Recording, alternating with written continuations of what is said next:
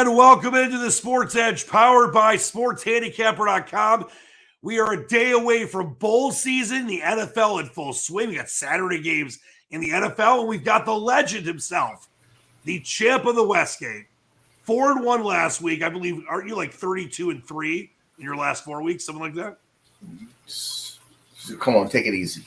Take it easy. The great Sealy McNeely. By the way, Jamie, we love Jamie, but since England lost in the quarters, he's really had a rough go. He's on assignment tending to sheep in New Zealand, so he'll be back next week. But check his stuff out at ScratchCaddy.com. I know he still likes Argentina to win the World Cup. He mentioned that before the World Cup started. It's going to be a great game with them in France on Sunday. But his picks at ScratchCaddy.com. Golf season right around the corner. But, of course, Sealy McNeely, the champ of the Westgate, SportsHandicapper.com.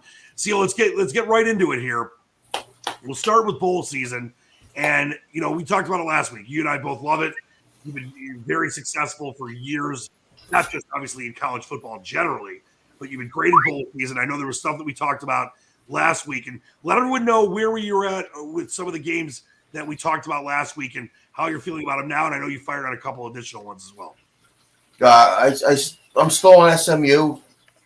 Not in love with the game. I'm not in love with that team, but BYU should be pretty short. I mean, the quarterback's not playing. I told you last week. Right. He's out, Jaron Hall. He'll be in the NFL next year. I don't like their backups. Too young, too green. So we'll see. SMU, you never know. With SMU, their defense is so bad. It's still be a close game. I mean, I took one. So. Yeah, you laid what we talked about last week. People, were signed up for your picks or listened to the show, which obviously a lot of people do. They would have saved themselves 3 points because now it's up to -4. And I know that you're seeing 53% of the money on BYU at that number and 46% on SMU. But what would you tell people? I know you don't like college football teasers. Would you tell people to maybe, if they're interested in parlaying, some bowl games, maybe take SMU on the money line? Would you be okay with that? No, I don't cheat 5 points unless there's like massive exodus of players. I don't. Right. Man, I don't cheat on the numbers. All right, and then I know this is a game that you and I just were talking about before we got the show fired up. And we're both on the same side on this one. Obviously, I defer to you on all the stuff. I love when I'm on the same side with you because it normally works out. But this Troy UTSA game, this bowl season starts tomorrow as we record it on a Thursday afternoon. First game, Miami of Ohio, UAB. I don't think there's obviously any value in that one. I know we're seeing a little movement towards Miami of Ohio, but it's not precipitous. It was 11, now it's 10.5. You're seeing some movement there, but most of the money on UAB, that 2, 6, and 16s, by the way. But this Troy UTSA game, it's a 3 p.m. Eastern game on Friday to start the bowl season. This line has been flipping around. I know that Troy at one point was -1.5. I know that you just recently bet it, and now UTSA is -1. Where are we at with that game? Yeah, there's two-way money in that game. There's some short money on Troy. Two teams are probably the two hottest teams in the country. Right. I mean, besides Michigan. Besides Michigan, I mean, the real teams like Troy and UTSA, we don't care about teams like Michigan. Obviously, Michigan's not 12-13-0 or anything. I think UTSA's won 11 in a row, and they score a lot of points. Yeah, and Troy, the men of Troy have a dynamite defense, and their offense has been playing better lately. They won, I think, 9 in a row or 10 in a row. It's probably one of the best bowl games of the year, which nobody knows about. Well, I took 1.5 on UTSA. See what happens. Yep, 2-11 win team, Seal. They're both ranked in the top 25. You got this great Sun Belt team in Troy. Obviously, you got a great, Conference USA team first in CUSA and UTSA. Do we have any feeling on the total there? Because obviously these teams Troy's got the great defense. UTSA can score. The total's sitting there at 56. 80% of the money on the over. Is there anything you looked at possibly with the total? Nah, nothing with the total. But off of Troy's recent play on offense, I wouldn't bet under. I think the over is shootouts. Right. I think the over is definitely the play there, but no official action there. All right, now I know another game.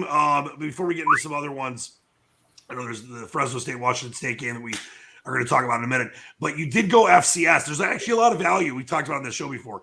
I went 3-0. I could have gone 4-0, but I ended up not taking the first game last Friday night. But there is some value in the FCS, Seal, and kind of explain that. And then I know you fired on one of the games over the weekend, the semis of the FCS tournament. I mean, there is value. The problem is it's kind of hard to get down. They don't take big limits. So you're really not going to get a gigantic bet. I mean, if you're betting small, it's fine. But it's just the limits are chopped in at least in half. We try to bet these games. Places that take a dime a game are going to take 200. It's just, and a little money moves the games a lot. So it's tough betting environment. But I do like the Bobcats against the Bobcats of Montana State. Yes, against the Jackrabbits. Should be a good game. It's going to be about 9 degrees. They're calling it the Ice Bowl of FCS. Going back to the Dallas Cowboy Green Bay days. Yep. And I can't wait to watch a game in 9-degree weather. It's very fun. It's going to be a lot of fun. 4 o'clock, by the way, on Saturday. The other game that I mentioned that I didn't take that would have made me 4-0 last Friday was Samford. They got lucky by covering. It was up to 19. Actually, it was 17. They got 19 in the end, and they lost 27-9. But Montana State won 55-7 over William & Mary, who was an undefeated. I believe they were undefeated, or they were an 11-win team in the CAA. They couldn't handle Montana State. That great game with Incarnate Word. I know you watched part of that against Sacramento State. I had the over in that game was 66-63 in the end. And then that crazy South Dakota State game, I know you did watch that, where did they score like 3 touchdowns to cover in the last 3 minutes against Holy Cross? Yeah, they threw the ball with 2 minutes left, 45-yard touchdown pass, which is it was ridiculous. Total bad beat. It was on Scott Van Pelt's bad beats. So that's a game on Saturday. FCS, if you're looking, interested in doing some of that there. But how about this Fresno State game? We talked about it last week. That game comes up on Saturday. It's a 3 o'clock Eastern game. Right now, you see Fresno State minus 3.5, and the total 53. I know we discussed this last week, and the line has definitely moved since you fired on that.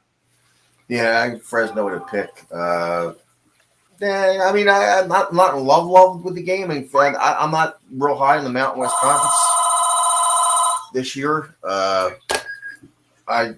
Usually the Mountain West Conference does really, really well in the bowl games. But this year, the Mountain West Conference was really down from top to bottom. I mean, and they had some really, really bad teams at the bottom. They had some teams with some very bad offenses in a league that normally scores points, Seal. Yeah, I mean, you're looking at, New Mexico couldn't score this year. Colorado State was terrible. Nevada was terrible. I mean, that's 3 terrible teams in the conference. It really brought the whole conference down. I'm interested to see how they play the Mountain West in the bowls because, like I said, they do good every year. Yeah, a lot of times it's a team, the conference that has bad stuff during the regular year ends up being great in bowl season because they just, like you said, they're normally a good conference for that kind of stuff. Yeah, so we'll see. But Washington State did have some decent players hit the transfer portal. So Fresno State's more whole compared to the Cougars. So we'll see. Any other games on Saturday? Yeah, obviously the Fenway Bowl with Cincinnati and Louisville, the Las Vegas Bowl with Florida and Oregon State. That game's unhandicapable. Which one, Oregon State? Louisville, Cincinnati. Oh, I know. It is. You can't. It's impossible. You just throw a dart on that game. I mean, anybody bets that game is insane. Well, it's also an 11 o'clock start, which is way past my wake-up time. I mean, I'm up till 8 in the morning on Saturday morning anyway, so I got to sleep till at least noon. What about – I know that you're a big fan of the Owls. And this Lending Tree Bowl, it's a very interesting spread to me. This is another Saturday game. There's also, we mentioned the New Mexico Bowl, SMU, BYU, where you like SMU, and North Texas, Boise State, and the Frisco Bowl later at night. But how about this Lending Tree Bowl? Rice catching 6 right now against Southern Miss. I think this is a bad line. I think that Rice can win this game outright. Are you with me? I know you like Rice. Where are we at with this game? I would lean to Rice. The freshman quarterback should be a little better. He's had 2 starts. Southern Miss doesn't have a quarterback. Right. Southern Miss's defense is pretty good, though. They can't score. Southern Miss has trouble scoring. No, they have trouble scoring, but Rice's defense was pretty bad towards the end of the year. They had a lot of injuries. I haven't seen anything about how healthy Rice is going to be. They've had a lot of injuries late in the season. Right. I'm surprised because you've had a lot of success with Rice, Seal.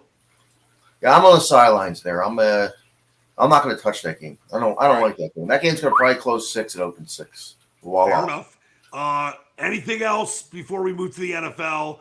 I know we talked about the Easter game last week. That's Easter catching 3.5 against San Jose State in the Idaho Bowl. Anything over the next 3 or 4 days after the weekend that you're looking at right now? The only thing that I'm actually bet for later, I'd rather wait some of these ball games because you never know what's going to happen with opt-outs and portal guys. I took a little smidgen of Air Force. I like Air Force against Baylor. I'm hoping a couple of their big guys up front don't play against the cut blocking of Air Force.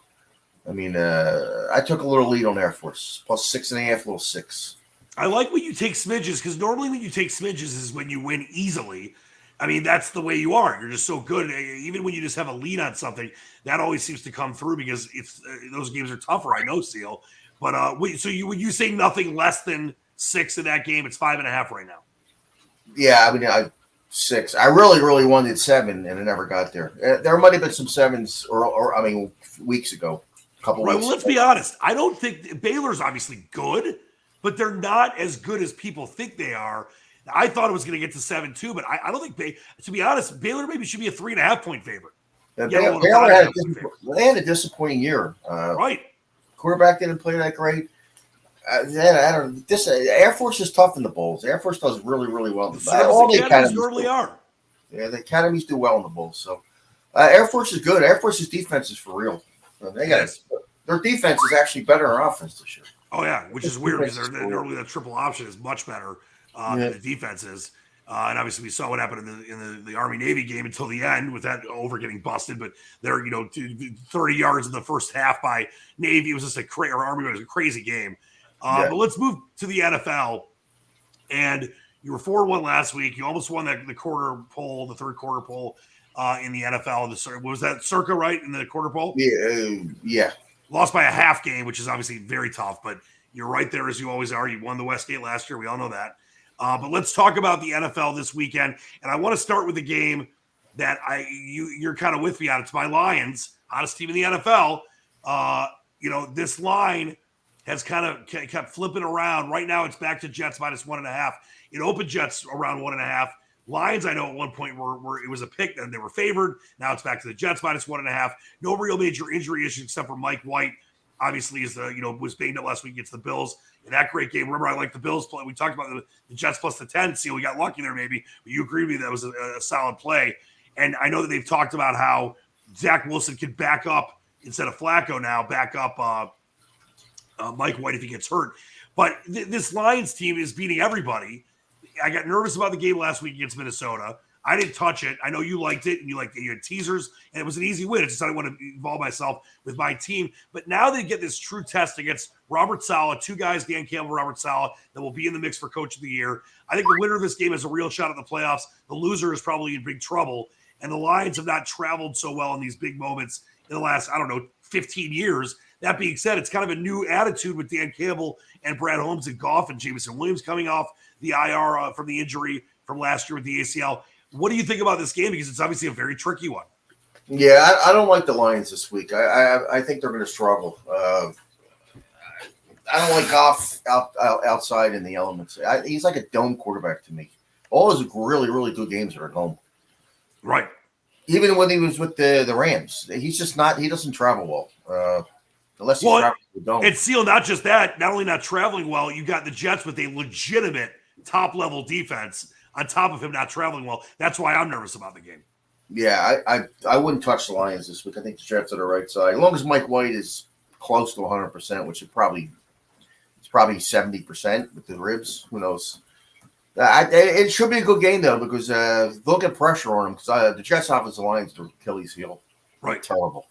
So the Lions pass rush, I like their pass rush. That could be a good game. I'm not backing the Lions this week. Well, let me ask you this, because we've discussed this, and it's important people know. I will do occasionally teasers in college. You hate teasers in college, and I get no chance. Yeah, and you've explained that it is not a smart play, but sometimes I'll do alt spreads, whatever. But teasers really are a great thing in the NFL when you have the right teams. Lions getting, let's say the line stays here, it's 1.5, and it doesn't go back towards the Lions. Would you tease the Lions to 7.5? No, I keep looking at this game and I see the New England game. Really? Over and over again in my mind, for some reason. That was a terrible. Don't remind me about that. I just keep seeing that game over and over. People don't remember the Lions got their asses their doors blown off by a team that really could score. Yeah, I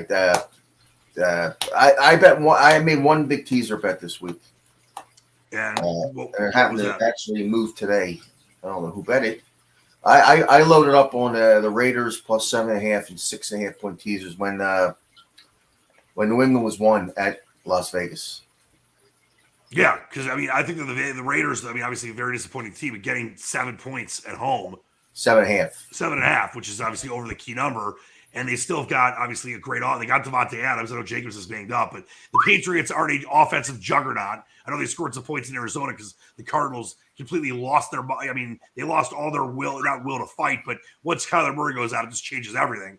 And the Cardinals are a mess. But that's a solid play. Did you put it with anything else this week, or was that just open teasers that you closed up? I close open. I bet a lot of open teasers, and I just bring them from one week to another. It's not a really great teaser week this week. I like actually a couple totals. That's where we at. On Saturday, I bet under 40 in Cleveland Browns. Well, yeah, of course, but now it's down to 38 because you always it was 37. I wish I would have went over a little 37 because I'm not in love with it. I thought it would move. I should have went over a little 37. It was sitting there all day yesterday. Stupid of me, but maybe it'll come back down again. The total I do like is the Miami Buffalo game. I like over. I went over 20.5 in the first half and a little over 41 in the game. You're not nervous about the snow? No, I think snow helps. As long as it's not too bad, and it doesn't look like it's going to be too bad. It's not supposed to be that bad. It's not supposed to be like when the Bills had to move their game here to Detroit. Nothing like that. So you got it at 41. Obviously, it's up to 44. If let's say it goes back down to 42, would you tell people to take that or stay away unless you get 41? I would go over 42. Okay. And I like over 20.5 in the first half. All right, I like that too. Another reason why you got to get Seals picks when you puts them out there, because these lines of every game that you've taken, we've talked about today, there's been a precipitous move of 2, 3, sometimes 4 points. So that's the reason you got to go to sportshandicapper.com. Give me a couple other games, whether you are leaning or like them. Maybe you use it for the contest as far as sides. Anything? Let me ask you about a game, and then I'll give you a chance to give a game or two that you like. How about this Commanders Giants game? This is one of the games that I think is very fascinating. They flexed it, obviously, to Sunday Night Football. It's 4.5 right now. The Commanders minus 4.5. I think they're a much better team right now than the Giants. But to me, this seems like a real close game. And I think Daniel Jones and that Giants offense can keep them within a score and obviously less. Is there value on the Giants 4.5 or stay away? It's a funny game. The Washington's got them in back-to-back games because they had the ball. The game that it's funny to me, the Commanders closed 2.5 at the Giants, and they're 4.5 at home. Right. It's a very strange number. Like it should it should be like 7, right? Yeah. The way that very, very strange number. When you look at it, it looks funny. Yeah. I wouldn't touch the Giants. I don't like the way they're playing. We watched it enough. It's just hard to lay in these games, these NFC East battles. It's hard to lay over 3 in these games. Right. That's why. Listen, I don't trust the Giants either, Seal. But I'll tell you right now, that line, like you said, and I'm glad you brought it up. If you're favored by 2.5 on the road, why are you favored by 4.5 at home after the Giants got their ass kicked by Philly, who's clearly one of the top 3 teams in the NFL? In 2 weeks. And there's something weird about that. Very strange. And I think Washington's going to win this by 3. And I think there's a little value in the Giants. What are a couple other games you're looking at for the contest possibly? Or I'm probably gonna load up on the Packers and teasers. It's 7. Hopefully it goes to 6.5. It open 8. Might go down a little bit more. It's going to be about 8 degrees there in Green Bay. I think it's going to be like 6 degrees. I don't like especially the Rams because they checked out anyway. Even though they had a miraculous comeback against the Raiders last week. Yeah, that's not happening again. Baker Mayfield had been there for 2 days. That's never happening again. No, I'll be loaded up on Green Bay and teasers. I do not like the Rams in this spot. By the way, I love the Rams in this spot and others to lose because the more they lose, the better it is for the Lions. Because right now, I believe they're number 3. Their pick's 3rd overall, and we have their pick as the Stafford trade. Obviously, it got them a Super Bowl, but we knew it was the right thing here in Detroit. I was a big Stafford guy, but Brad Holmes, when he made the move, it was the right move because it gives the Lions these multiple first-round draft picks, and we might have 2 of the. We're going to definitely have one of the top 5 probably, but either way, we're going to have 2 of the top 15, which is pretty great, unless the Lions make the playoffs. Yeah, the Lions are loaded. Are building through the draft and are going to continue to build through the draft. It's amazing. See, we haven't seen this in a long time. I am excited for Motown. I appreciate it. I've been excited for your Eagles. The Eagles are going to probably win the Super Bowl this year for the second time in less than a decade. If they stay healthy, let me know if they're going to be healthy. And I think they got a chance, man. They're playing. I mean, Sirianni is such a good coach. And I mentioned this to you before we started the show. I'd done a video last week. Dan Campbell, for some reason, FanDuel had him at 200-1 to win Coach of the Year before the Vikings game. And I said, you better bet this right now because the odds are going to get cut in half or way lower. And within 5 hours, it went to 30-1. Now it's 12-1. But I think that you and me agree it's going to be very tough for Nick Sirianni not to win Coach of the Year. He is minus like almost $400. But Campbell went from 200-1, beats the Vikings. Now he's down to 12-1. You got to give him and Robert Saleh credit. I think whoever wins that game on Sunday will still be alive for Coach of the Year. And obviously that team will still be alive for the playoffs. No, yeah, they both did a fantastic job. Both. The Miami guy was up there until the last 2 games. Right. And obviously Tua getting hurt, it's obviously not all his fault. Any other games you're looking at? Any other leans you might have? I mean, I like the Raiders +1. I mean, that's even besides the teasers, I gave out +1 and it did move. So they're 1 now. Anything on the Jags Cowboys? Nah, a lot of slop, complete pork slop out there. Yeah, it's a weird week. You got the Chiefs and the Texans, the Eagles and the Bears. I mean, that's not great games. No. The best game of the week could be Lions Jets. The best game of the week's Montana State, South Dakota State. That's the best game. People got to load up on that. Once again, you said you got it at 6, right? Montana State +6. A little 6.5 and 6. I think. What you would take anything less than 6, though, right? I would take 5.5. Ooh, I like the Bobcats. I think they're better. Well, they sure were last week, 55-7. They just destroyed. And they beat a hell of it. The William & Mary was a nice team. They were an 11-win team. They dominated the CAA, the Colonial. They were really good. They were a good team. I don't know. Montana State looks like their defense kicked it in late. Defense was really good last year, and they weren't that good this year early, but they've gotten better. It should be a good game. I like anything over 3. I like in that game. And every time I looked up during that Montana State game, they were scoring. Like literally every time I would look up, I was doing some work or whatever and watching other stuff, and I had the game on, and every time I looked up, they scored. So they obviously are an offensive juggernaut, and this should be, like you said, it should be a really good game against the Jets. And they got the best running back in the FCS. Yep, he's going to be in the NFL whole year. He's coming back next year, though. Afonso. Yep, he's going to be in NFL Montana State sure. next year. He's a load. He's a good player. This is his 3rd game back. He's getting better. Did he have 2 touchdowns last week? I think he had at least 2. I think he had 162 yards his 2nd game back this year. So. Yep. All right, I love it. All right, before we get out of here, give us a holiday parting shot. I think we'll have 1 show before Christmas, but we're right in the holiday spirit, and Hanukkah's starting too. I can't afford gifts for too much money. Well, I'm going to get you gifts. Don't worry about getting anybody else gifts. I'll get you some expensive. Expensive. For me, I heard inflation's so bad that when you bet a game at 11-10, it's going to be 11.5 to 10. I thought it was 12. I thought it was 120 now. I thought it's minus 120. They're definitely raising the juice. Yeah, it's global. If you bet at Patty's in England, it's the same thing. They're charging minus 120 pounds. 120 pounds. Anything else you got before we get out of here? Oui, go France. Ooh, you're going against Jamie in Argentina and Messi? I'm going against Argentina. All right, Viva la France. For me, oui. This is probably Lionel Messi's final World Cup, and you got Mbappe, the best player in the world. They're fighting for the Golden Boot, the Golden Ball. I know, Steele, you got a lot of futures on the Golden Boot, but it should be a lot of fun on Sunday. I go the other side. I think Argentina's going to win. It's going to be a great game, and look forward to all your winning picks this weekend, Steele. Thanks as always. We'll have Jamie back in the fold next week.